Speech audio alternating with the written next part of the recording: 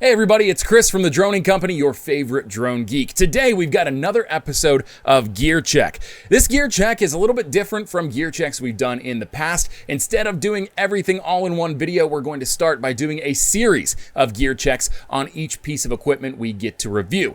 We're kicking things off with this series format with the Teledyne FLIR SIRAS drone, so without further ado, let's do a gear check.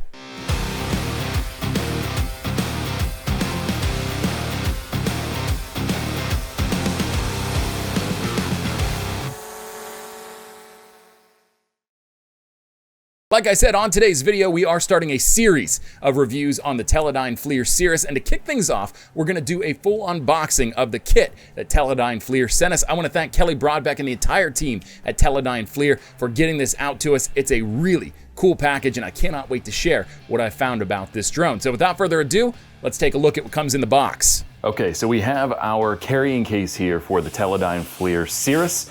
Really excited to break this thing open. This is what Teledyne FLIR sent me for this drone. So I don't know if this is a standard package or not, but these are all of the parts that came with the package they sent me to test and review. It actually comes in a nice, convenient, excuse the cat hair, backpack setting, so you can throw this right over your shoulders and carry it. I don't often use it that way just because of the nature of this drone. But it is convenient if you are somebody that works in search and rescue and you want a really convenient portable solution. Just throw this on your back and you can carry it to wherever you need to go to be able to conduct your mission. So we'll go ahead and we will open up the backpack carrying case for the SIRAS, and this is what comes in the SIRAS. So obviously we'll go ahead and undo those straps. We'll save the best for last. Let's go ahead and take a look at it. We got 2 batteries. Now, this is a 2-battery setup. It has hot swappable batteries, so you're able to take these out while the drone's on and replace them with other ones. They only sent me 1 set of batteries, so we're gonna have to work with this as best we can throughout the review process. It does have a smart light indicator to tell you what the charge is at for each battery. I'm not sure what that's about. We'll check that out in the user manual later to see. There you go, it's full charge. So we're good there. Got our 2 batteries, of course. Then we've got a few cables here. It seems like maybe this is a USB to USB-C with the charging brick here as well, Teledyne branded. This probably charges the controller. So we'll go ahead and put that aside as well. It looks like we have a plug for what I'm assuming will be that part right there. This is a power supply wire or plug. Go ahead and put that off to the side. And then yes, here is our battery charger, and we do put the power cable in there to go ahead and charge it. Looks like maybe there's an on-off switch for it as well. Yeah, those 2 things go together. So we'll pop those in. These little rubber feet are kind of hard to take out. Yeah, battery goes down in there. Let's see. It's sort of keyed weird. You can't really see very well, but the little notches on the keying here are a little higher on this side, and they're a little higher pointing this way. So we'd actually stick it down in there like that. And if we had it plugged in and powered on, of course, it would begin to charge if it needed. So we'll go ahead and put that aside. Put our little rubber foot in there. Put that aside as well. This looks like, yeah, maybe guide stickers. Looks like perhaps it tells you where things go, where to put them. I'm not sure what you would use these for. I've never seen anything like this. I've not used a lot of enterprise level drones either though, so it's very likely these have a purpose, but what it is, that's beyond me, beats the heck out of me. Looks like maybe we have everything taken care of in terms of accessories there. There wasn't a whole lot to it. That's not necessarily a bad thing, but certainly something to note is looks like the base package perhaps does not come with a whole heck of a lot. So now we just have the controller and the drone. Let's go ahead, pull the controller out. Our antenna, come up like that. And then, oh, we have a nice little like rubberized section in here for the controls. It's got a really nice feel to it as well. I'm assuming this runs on an Android OS. We'll turn it on and see. I'm not gonna remove that in case for some reason they'd wanna sell this unit. I don't know that there are a lot of scenarios where they would do that. What's this down here? Just packaging, looks like maybe for one of the cables. We'll go ahead and throw that away.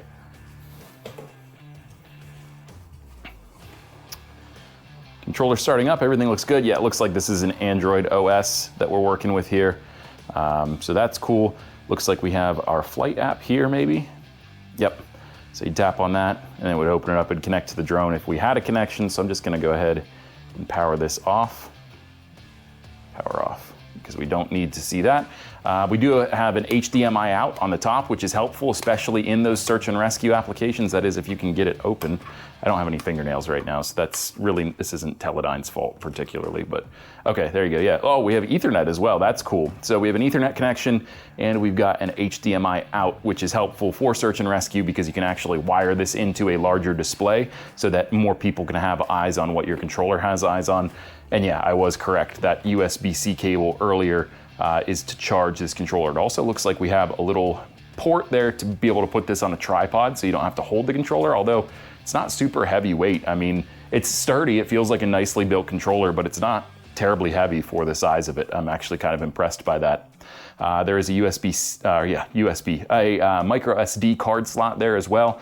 We do have a card in there to capture data off of the controller itself. So we'll go ahead, put that away, put that off to the side. Now, the coup de grace, the piece de resistance, the Cirrus from Teledyne FLIR. Oh, this isn't how I expected this to come out at all. Looks like we have rubber bands keeping, oh, I see, the arms fold. Okay, I'm gonna move this bag out of the way so that we can get a good look at the Cirrus. Okay, so we've got the Cirrus on the table here. Let's go ahead and just see what we can do. So it looks like the legs fold up. Oh, and then there's a notch in that little spinner and that locks the legs. Okay, so you have to just push it over the notch. Go ahead and do all four, see what this looks like all set up.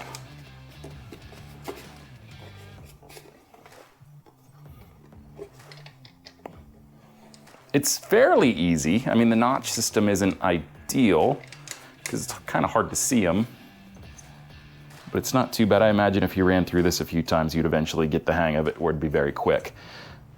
Camera. Did I miss something?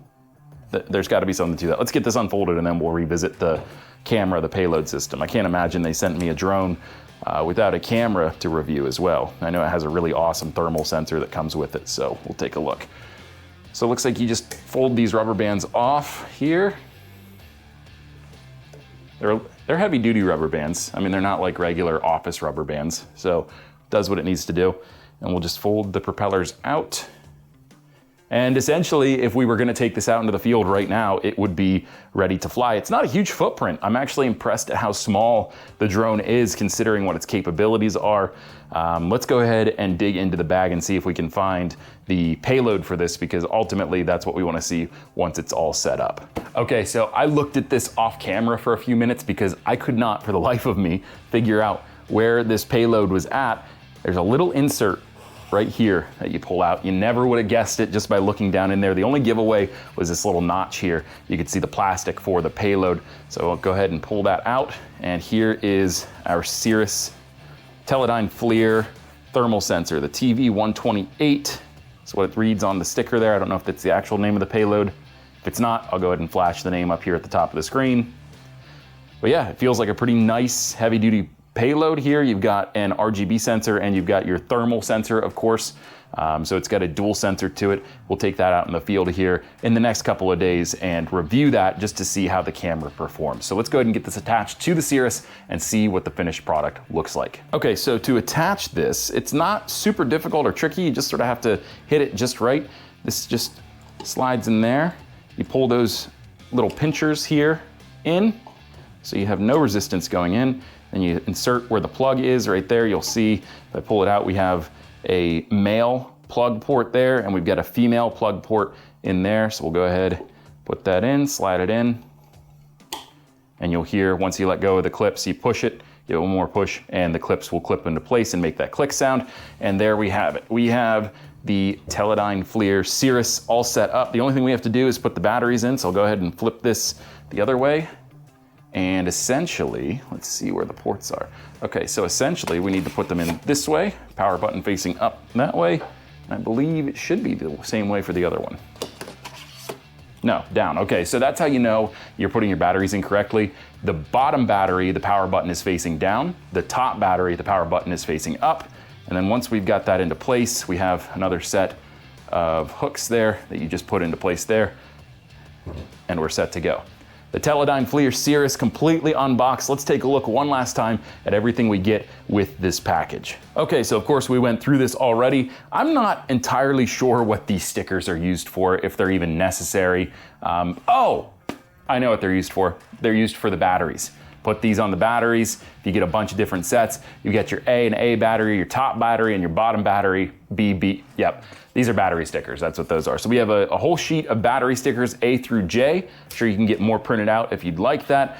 We've got our battery charging cable and our battery charging hub here. We can charge up to 2 batteries at a time. Again, there's a power switch here you have to turn on in order for the base to start charging your batteries. So that comes in that package. We've also got, and speaking of chargers, a USB to USB-C charging cable with a power plug that you just plug in there. USB goes into the wall, and then that charges what we've got right here, our controller, our ground station. Again, this runs on an Android OS. You've got HDMI out as well as Ethernet out. You've also got USB-C in the bottom as well as a micro SD card slot there and a port right here to be able to screw this onto a tripod so you don't have to hold it to operate the drone. Finally, we've got the Teledyne FLIR SIRAS drone. Really impressed with how small of a footprint this drone really has. I mean, it's fairly small, and for what it's marketed to be able to do, that's super important that we've got a compact solution here. The drone itself, of course, comes with the thermal payload, the TV-128. Again, if that's not right, I'll put the actual name of the payload up at the top of the screen now. And then we also got 2 batteries. And again, these are hot swappable. So if you're mid-flight and you want to swap one battery out or you want to swap both batteries out, you can do that without actually powering down the drone, which is super cool, especially for search and rescue missions where time is of the essence. And especially if you get a lead on one of those search and rescue missions, you don't want to lose that, but you have to change the battery out. It's as simple as bringing this down quickly, swapping the batteries out without powering the drone off. You put it right back in the air once the batteries are fresh and ready to go.